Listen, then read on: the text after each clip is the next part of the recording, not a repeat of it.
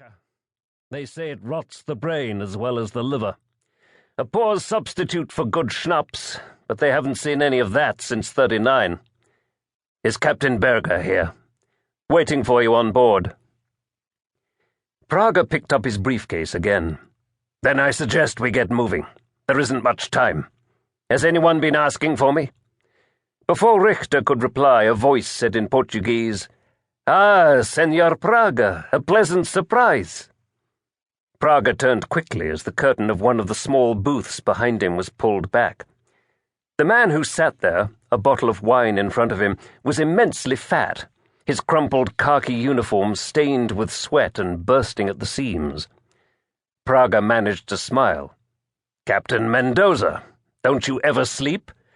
"Not very often." "What is it this time, business or pleasure?" "A little of both. As you know, the position of German nationals is a difficult one these days. Your government is more than ever insistent on a regular report. So, it is necessary that Berger and his men are seen by you personally? On the first day of the last week in each month. Your people in Rio are most strict in this respect. And the good Senora Praga? I am given to understand she was on the plane with you. I have a few days' leave due, and she has never seen this part of the country.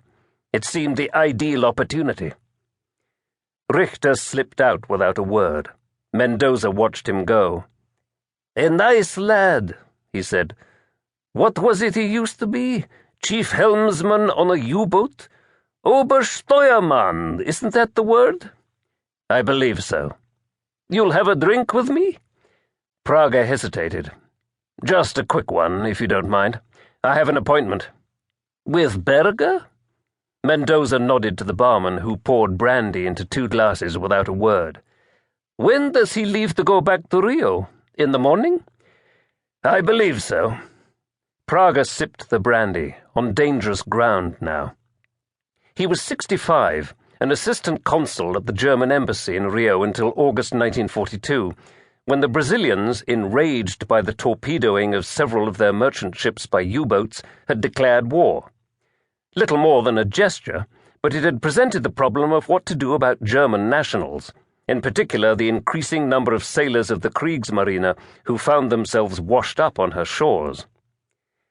Praga, having spent 20 years in the country, and being acceptable in high places, had been left behind to cope with that.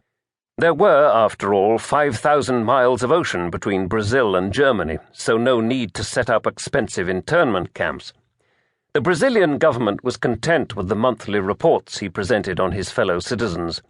As long as they were gainfully employed and not a charge on the state, everyone was happy. Mendoza said, "I've been harbour master here for 2 years now, and for most of that time the Deutschland has been coming in regularly, say every couple of months. So, a boat of that size usually manages with a master, mate, boatswain, probably 6 foremast hands, and a cook." "That is correct." Mendoza sipped a little of his wine thoughtfully. "According to my information, Berger has a crew of something like 20 this trip." He smiled genially, but the eyes in the fat face were sharp. Praga said carefully, "There are many German seamen in Rio. And more each day. The war, my friend, does not go well for you." "Berger is probably trying to employ as many as possible." Mendoza smiled beautifully. "But of course, that explanation had not occurred to me. But I mustn't keep you. Perhaps we'll have time for another drink tomorrow?" "I hope so." Praga went out quickly. Richter was waiting on the veranda by the steps.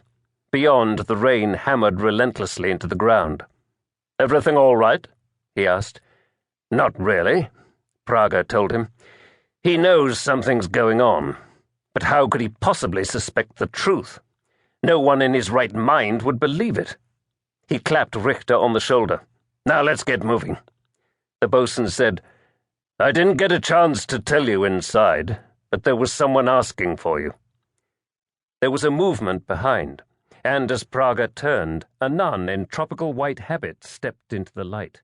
She was a small woman.